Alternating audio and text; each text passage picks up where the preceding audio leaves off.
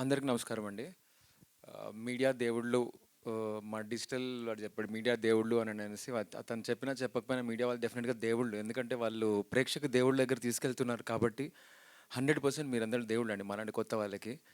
So మీలాంటి వాళ్ళ blessing ఉంటేనే ఇప్పుడు కొత్త వాళ్ళు కనిపిస్తూ ఉంటారు. ఈ సినిమాలో ఇప్పుడు శ్రీకాంత్ అయ్యంగార్ సార్ కానీ, అలీ సార్ కానీ, తనికెళ్ళ భరణి సార్ కానీ, ఇలాంటి పెద్ద ఆర్టిస్టులు ఈశ్వరీరావు గారు పనిచేసినా కూడా, అంత పెద్ద ఆర్టిస్టులు పనిచేసి వాళ్ళు మా కోసం ఒక వీడియో ఇవ్వటానికి వాళ్ళు టైం ఇచ్చి వీడియో ఇచ్చి ఎంకరేజ్ చేస్తారు. అంటే ఒక కొత్త వాళ్ళని ఎంకరేజ్, దానివల్ల వాళ్ళకి వచ్చేది ఏమి ఉండదు, వాళ్ళు టైం ఇవ్వటం తప్పితే.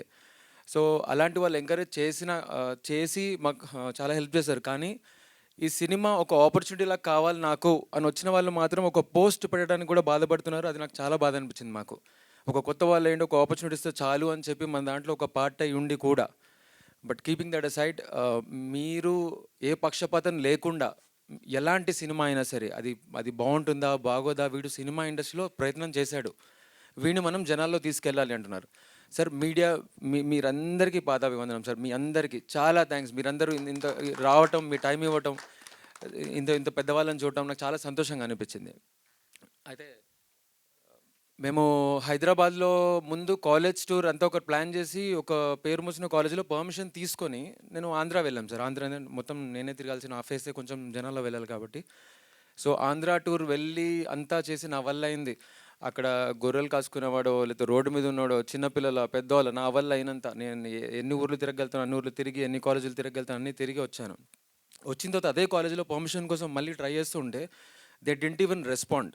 అంటే ముందు పర్మిషన్ ఇస్తా అని చెప్పి తర్వాత పట్టించుకొని ఒక ఒక ఒక పెద్ద ఆయన, నాకు చాలా బాధ అనిపించింది. అదే పెద్ద ఆయన ఒక పెద్ద సినిమాకి స్టేజ్ మీద నుంచొని నేను పాలమ్మినా పూలమ్మినా, నేను అది చేసిన ఇది చేసిన కష్టపడ్డా అని చెప్తుంటే చాలా బాధ అనిపించింది. అరే మీరంత కష్టపడ్డారు, ఇంకొకటి కష్టపడుతుంటే మీ కాలేజ్ వాళ్ళు 75,000 మందిని అక్కడ అరేంజ్ చేశారు. నాకు ఒక 700 మందిని అరేంజ్ చేస్తుంటే నాకు ఒక నేనే వచ్చి ఉండేవాడిని, ఒక చిన్న ఆడిటోరియంలో చెప్పుకునేవాడిని, నేను డిజిటల్గానే ఎటనో ప్రమోట్ చేసుకునేవాడిని. అలాంటి వాళ్ళకి చాలా హెల్ప్ అయి ఉండేది. అది కూడా చాలా బాధ అనిపించింది. I wanted to address this because మా ఫోన్లు కూడా ఎత్తేది. మాకు ముందు పర్మిషన్ ఇచ్చారు, దానివల్ల నేను వేరే కాలేజెస్ వెళ్ళలేకపోయాము.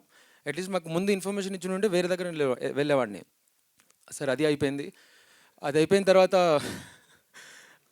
తర్వాత కొన్ని థియేటర్స్ వెళ్ళానండి. ఏంటంటే నా ఫస్ట్ సినిమా ఇది, నా పోస్టర్ చూసుకుందామని చెప్పి థియేటర్స్ వెళ్ళినప్పుడు అక్కడ నేను ఎక్కడైతే పెట్టుకొని వెళ్ళిపోయామో ఆ పోస్టర్ తీసి పడేసి అక్కడ మళ్ళీ టాక్సిక్ పోస్టర్ పెట్టారు. ఇది పోనీ టాక్సిక్ టీం పెట్టారంటే లేదు. అక్కడ నేను అడిగాను అక్కడ వాళ్ళని, టికెట్ అవన్నీ ఇచ్చే వాళ్ళు అంతే, ఎవరు తీసారండి ఇదనంటే థియేటర్ వాళ్ళే తీస్తున్నారంటే, ఎందుకండి మన వాళ్ళని మనమే తీసి పక్కన పడేస్తే ఎలా అండి, అది పెట్టండి. టాక్సిక్ ఆ మూవీ 2,000 కోట్ల మూవీ, 3,000 కోట్లు కొట్టాలి, అందరూ దాని నుంచి సక్సెస్ రావాలి, అందరికీ రావాలి. కానీ నేను ఆల్రెడీ ముందు పెట్టుకున్నా కదా, నా పక్కననే పెట్టచ్చు కదా, అది నా తీసి అవతల పడేయడం ఎందుకు, అంత అంటే అంత చులకని ఎందుకండి. మన వాళ్ళని మనం ఎంకరేజ్ చేసుకోకపోతే ఎలా అండి.